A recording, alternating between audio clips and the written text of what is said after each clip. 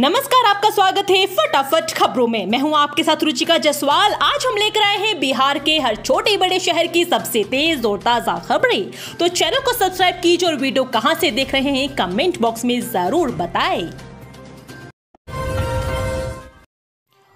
सुबह ठंड, दोपहर में चुपती धूप। बिहार में कैसा रहेगा मौसम, जाने जिलावार पूर्वानुमान। बिहार में 19 फरवरी 2025 को मौसम सामान्य रहेगा। मौसम विभाग के अनुसार राज्य के अधिकतर हिस्सों में सुबह हल्का कोहरा छा सकता है, जबकि दिन भर आसमान साफ रहेगा और धूप निकलेगी। हालांकि उत्तर बिहार के कुछ इलाकों में ठंडी हवाओं का असर बना रह सकता है, जिससे सुबह रात के समय हल्की ठंड महसूस होगी। राजधानी पटना में सुबह हल्का कोहरा रह सकता है, लेकिन दिन चढ़ते ही धूप निकल आएगी। अधिकतम तापमान 28 से 30 डिग्री सेल्सियस और न्यूनतम तापमान 14 से 16 डिग्री सेल्सियस के बीच रहेगा। ठंडी हवाएं दिन में हल्की राहत देगी। लेवल 1 से लेकर लेवल 10 के कर्मचारियों की कितनी बढ़ेगी सैलरी, जाने पूरी डिटेल।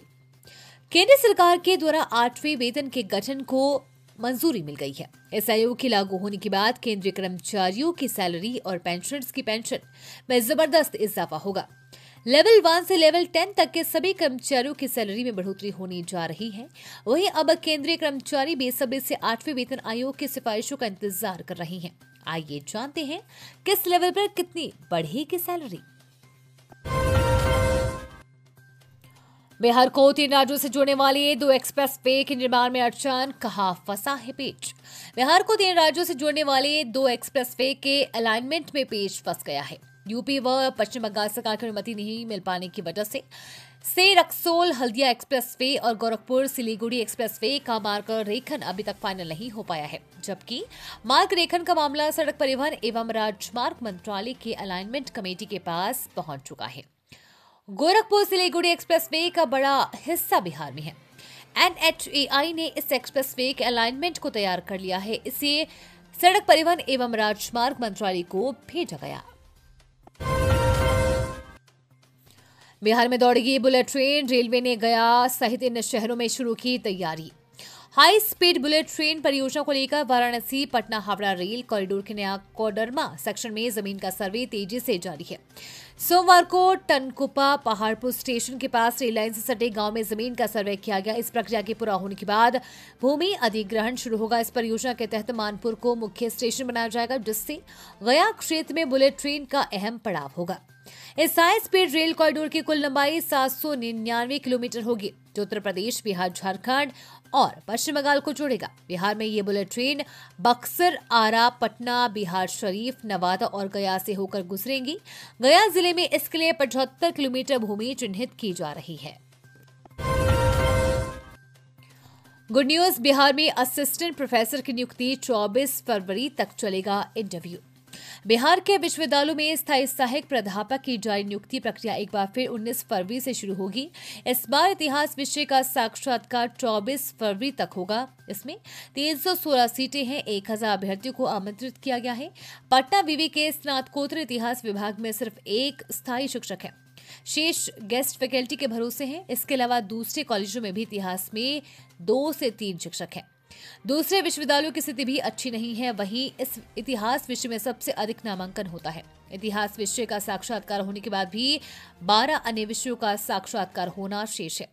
13 विषयों में कुल 1931 रिक्तियों को भरा जाना है। 13 विषयों के लिए 32,140 अभ्यर्थियों ने आवेदन किया है। इन 13 विषयों में सबसे अधिक रिक्तियां वनस्पति विज्ञान में 333, इतिहास में 316, जंतु विज्ञान में 285, राजनीति विज्ञान में 280, अंग्रेजी में 253, वाणिज्य में 112, पर्यावरण विज्ञान में 104 रिक्तियां हैं। बिहार में 836 पीएमसी स्कूल खुलेंगे। 6 से 12 तक होगी पढ़ाई। आसपास के मध्य विद्यालय मर्ज। शिक्षा विभाग ने बिहार के 836 माध्यमिक उच्च माध्यमिक विद्यालयों का चयन पीएमश्री प्रधानमंत्री स्कूल फॉर राइजिंग इंडिया विद्यालय के तहत किया है। इन विद्यालयों में शैक्षणिक सत्र 2025-26 से कक्षा 6 से 12 तक की पढ़ाई होगी। साथ ही इसे एक ही शैक्षणिक और प्रशासनिक इकाई माना जाएगा। अभी इन स्कूलों में 9वीं से 12वीं तक की पढ़ाई हो रही है। शिक्षा विभाग की ओर से जारी आदेश में कहा गया है कि जिन स्कूलों का चयन हुआ है उसके सबसे नजदीक के मध्य विद्यालयों की कक्षा 6 से 8 तक के स्टूडेंट्स और शिक्षकों का विलय हो जाएगा। इसकी कार्यवाही जिला शिक्षा पदाधिकारी करेंगे। बिहार के जमींदारों के लिए गुड न्यूज, जमीन जमाबंदी की डिजिटाइजेशन को लेकर शिविर 13 मार्च लास्ट डेट। बिहार में संचालित विशेष सर्वेक्षण कार्यक्रम को मूल जमाबंदी में त्रुटि के कारण धक्का पहुंच रहा है। इस तथ्य को महसूस करने के बाद राजस्व विभाग ने एक बड़ा निर्णय लिया है। निर्णय के आलोक में सूबे में धरातल पर सही तरीके से अमल हो तो जमीन से जुड़े बहुत सारे मामलों को निपटाने में सहूलियत होने के साथ ही भविष्य में भूमि विवाद के मामलों की कमी होने की उम्मीद की जा रही है। राजस्व विभाग के सचिव जय सिंह ने सूबे के तमाम डीएम को भेजे पत्र में मूल जमाबंदी को परिमार्जित यानी कि डिजिटाइज्ड करने के लिए शिविर लगाने को कहा है। शिविर में मूल जमाबंदी के डिजिटाइजेशन या उसके आधार पर ऑनलाइन जमाबंदी को त्रुटि रहित करने के कार्य को एक निश्चित समय अवधि में युद्ध स्तर पर करना है। इसके लिए सरकार द्वारा सभी डीएम को 15 मार्च 2025 तक का समय दिया गया है। आईपीएस अधिकारी ने शादी का झूठा वादा कर महिला अफसर से बनाया संबंध। रेप मामले में एससी में होगी सुनवाई। उच्चतम न्यायालय ने सोमवार को बिहार पुलिस के एक महिला अधिकारी की पटना उच्च न्यायालय की एक आदेश को चुनौती देने वाली इस याचिका पर सुनवाई करने पर सहमति व्यक्त की, जिसमें एक आईपीएस अधिकारी के खिलाफ दर्ज प्राथमिकी को रद्द कर दिया गया है। महिला पुलिसकर्मी ने आरोप लगाया है कि आईपीएस अधिकारी ने शादी का झूठा वादा कर उसके साथ बलात्कार किया था। न्यायालय ने मामले की अगली सुनवाई 24 मार्च के लिए तय की है। न्यायमूर्ति केवी विश्वनाथन और न्यायमूर्ति एसवीएन भट्टी की पीठ ने मामले पर बिहार सरकार और आईपीएस अधिकारी पुष्कर आनंद को नोटिस जारी किया। महिला की ओर से पेश हुए अधिवक्ता अश्विनी कुमार दुबे ने दलील दी कि 19 सितंबर 2024 का उच्च न्यायालय का आदेश किसी भी कानूनी कसौटी पर खरा नहीं उतरने वाला और मामले के तथ्यों से परे है। सभी दवा दुकानों में लगाए सीसीटीवी कैमरा, बिहार के जिले में फरमान जारी।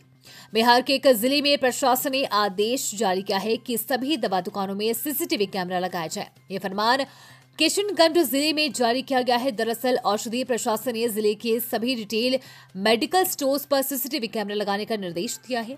शहरी क्षेत्र ड्रग इंस्पेक्टर एक राजकुमार रंजन एवं ग्रामीण क्षेत्र ड्रग इंस्पेक्टर संजय पासवान ने संयुक्त हस्ताक्षर एक आदेश इस संबंध में दिया है। इसके तहत जिले के सभी शहरी क्षेत्र से लेकर ग्रामीण क्षेत्र में स्केड्यूल एच, स्केड्यूल H1 एवं स्केड्यूल X औषधि बिक्री करने वाले सभी खुदरा यानी कि रिटेल संस्थानों यानी कि दवा दुकानों में अंदर एवं बाहर सीसीटीवी कैमरा लगाने का निर्देश दिया गया है। ये थी आज की फटाफट खबरें। हम मिलेंगे अगले बुलेटिन में, तब तक के लिए धन्यवाद। जय हिंद।